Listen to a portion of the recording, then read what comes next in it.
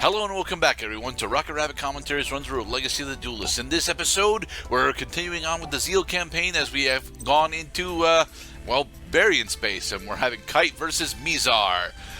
I still like Kite a lot, but, let me think. Mizar, I think, is our first introduction to... Is it 107? I don't think so. I don't think he's running 107. But all of the Barian warriors that we end up fighting are running one of the 7 different 107 monsters. With the exception of 101, because 101 is tied to Shark. First strike. Yes. A set called Haunted, so that when our Photon Crusher is killed, then we can bring it back. I took notice of the 2 Swords of Revealing Lights that we opened with. We're going to need a lot of time in order to prepare. So, activate Luminize. Negate the attack, which further slows the game down.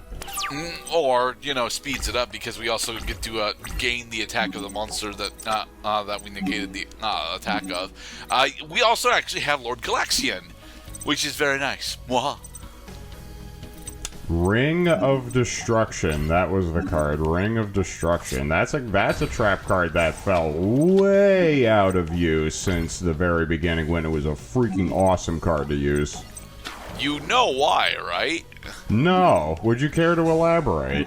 Okay, so for the longest time, Ring of Destruction was one of the literal best finishers in the game, and then it got banned, and it remained banned for about 10 years, and then about 5 years ago, it got an errata that made it significantly worse, and now that it's back at 3, no one's playing it because it doesn't do the thing that it originally did. So there. That is why Ring of Destruction is no longer being played. But I don't quite understand what that errata was. What was the change? Because I remember. Firstly, you can't kill your opponents with Ring of Destruction anymore unless the attack of their monster is exactly equal to their life points. Secondly, you have to blow up your opponent's monster. See, 107 Tachyon Dragon. Thirdly, you have to activate it on your opponent's turn. That's a lot of limitations. Yes. I can see why it became fucking useless. Well, the terrible thing about it is I don't actually qualify it as useless because it is still an extremely powerful removal trap. But, the fourth major change of it is that you take damage before your opponent does.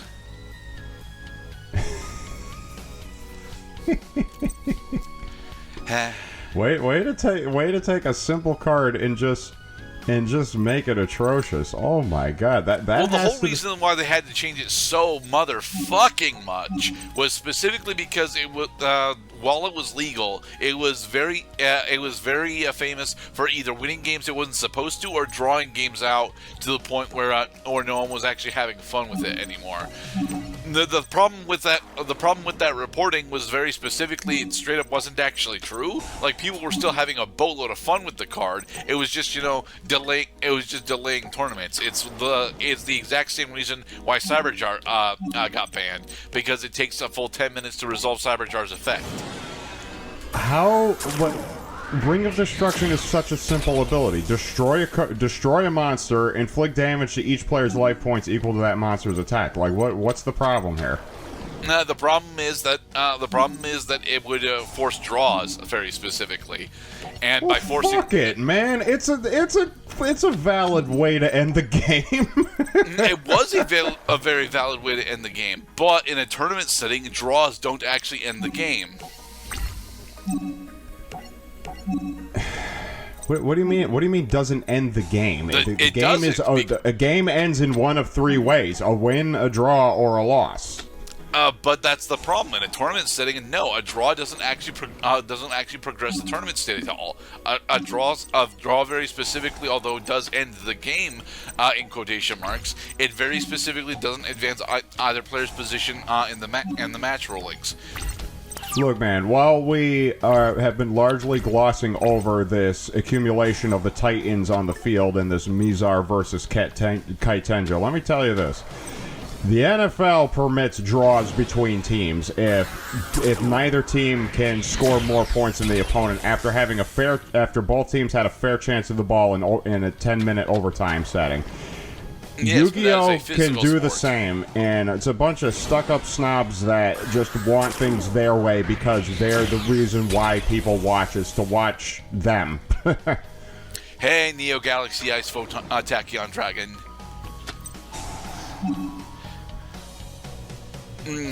So we lose this turn, Mr. Cloud. Because they're going to destroy the... But Swords of Revealing Light is on the field. So? But okay, but why is it that Swords of Revealing Light no longer matters? Because Neo Galaxy as a Tachyon Dragon has specifically negated all of our face-up cards. Well, that sucks. Yep. See, isn't it nice when things are simple?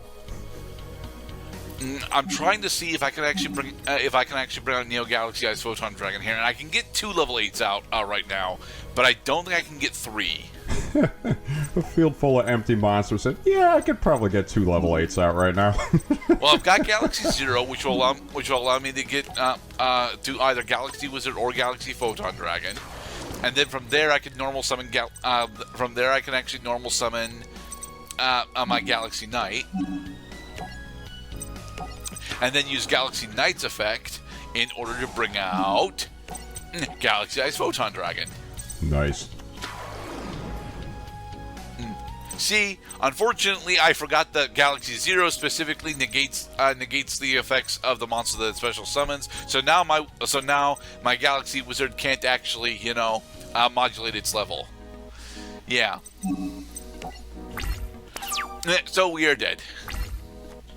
It is, honestly, it's like watching somebody singing Take a Breath. It is so refreshing to watch a player playing Yu-Gi-Oh! Trading Card Game actually, pause for a second in order to check card effects to see what the hell is going on. and why.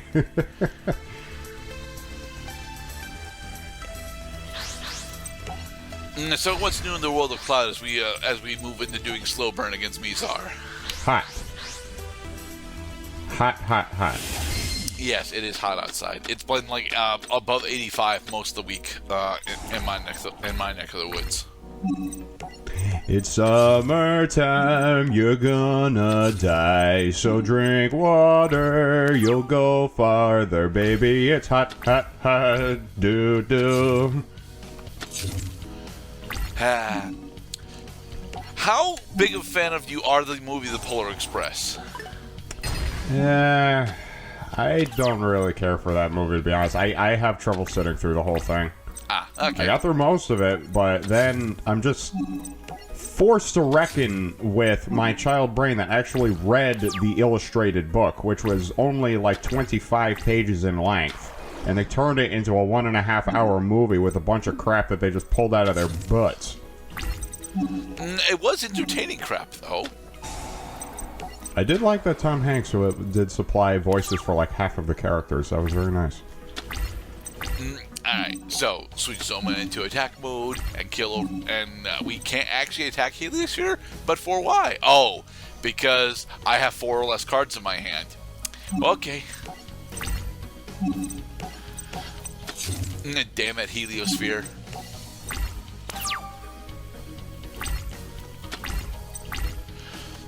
Well, I hear that Ojama Kings still continue to be quite popular to play.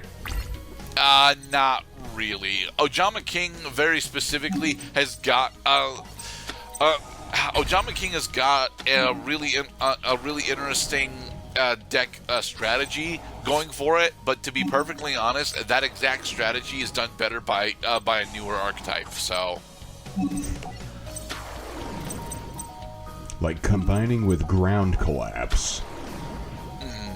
I'm glad that you're almost totally ignorant of where Yu-Gi-Oh was 2 years ago, Mr. Cloud.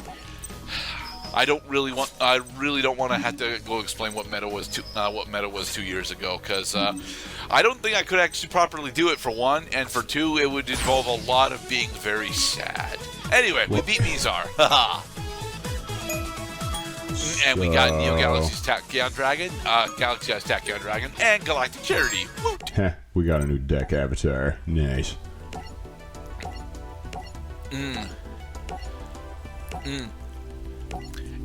So yes, Ray specifically is Vector.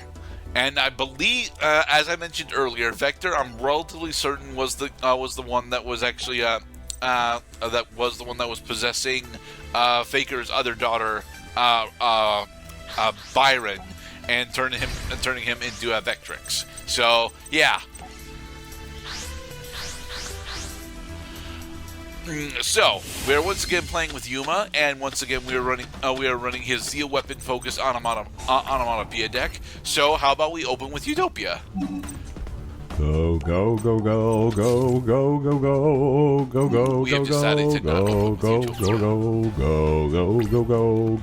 Go go. Let's see, Vector. What? I forget which of the 107 Vector is specifically running. Is it Ragna? I don't think it's Ragna Zero. Cha-cha-ka. Cha-cha-ka. Unfortunately, what we're trying to do here specifically is use Gagaga Bolt, but we still don't have a Gagaga monster, so... I got an idea. How about we use the Cha-cha-ka archer and pop his back row?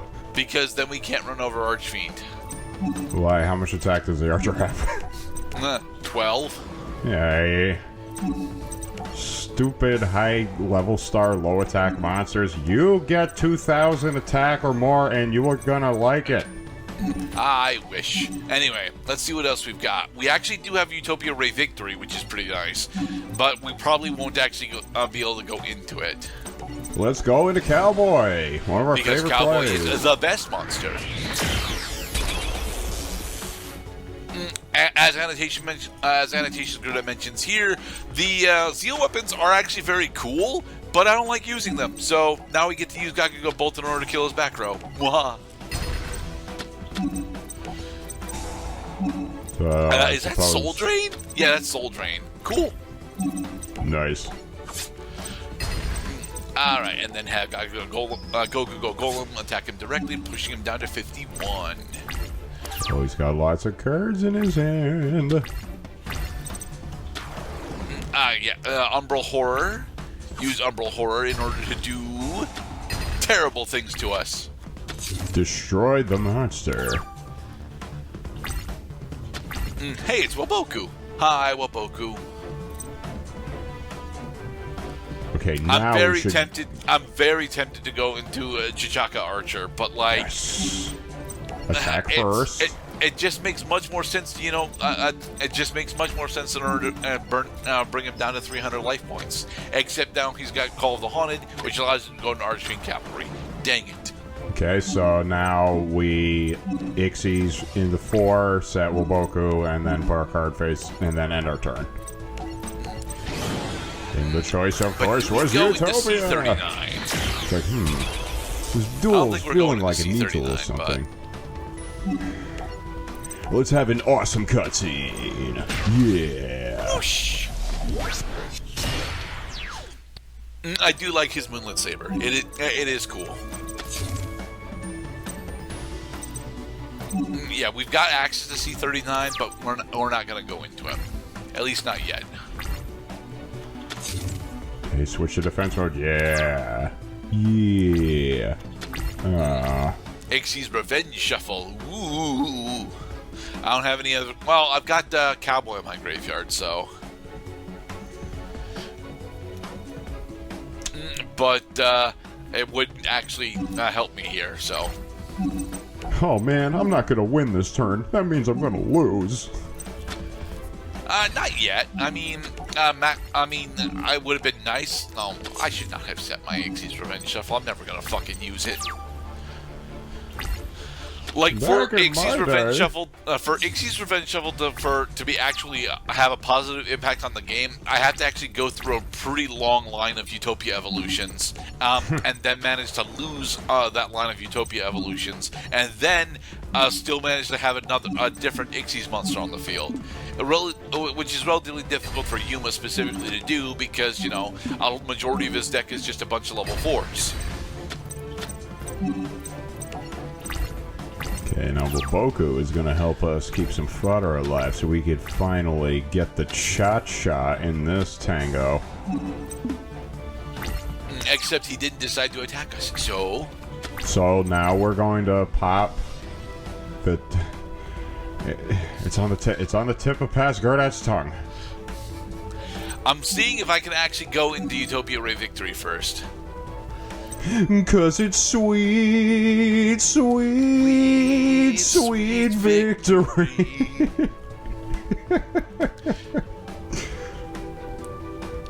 Can we get rid of swords? We can get rid of swords, certainly. All we got to do is sacrifice Kagura for a Chachaka Archer, blow up swords, and then probably use our limited magic Baryon Force in order to get into something. Shaka Khan. Yeah. Yeah. His first crossbow is for your back row, and his second crossbow is for your front. Okay, so I think instead of going into Utopia Ray Victory, we're just going to go into Utopia Ray V, right? Yeah, we're going to go into Utopia Ray V. Okay. The V is short for victory. The V is technically short for 5, but it's also short for victory, so... Booyah! Whoa, baby. Yeah. And you thought, well, Utopia was the only one that had...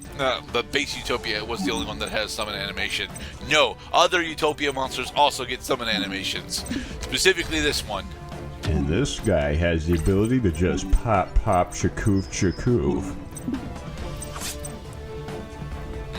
Okay, now... Oh, he can't attack this turn because... No, he can't attack this turn. So what are you reading? I am wondering why I didn't inflict burn damage. Is it because the guy had no defense? I hope not. Anyway, with that, we have successfully dealt with both Mizar and Vector. And now we are returning to Earth, or at least attempting to. In the next episode, we will continue on with this season of Yu-Gi-Oh! Zeal. Ooh, Umbrella Horror Will-O-the-Wisp. Haha.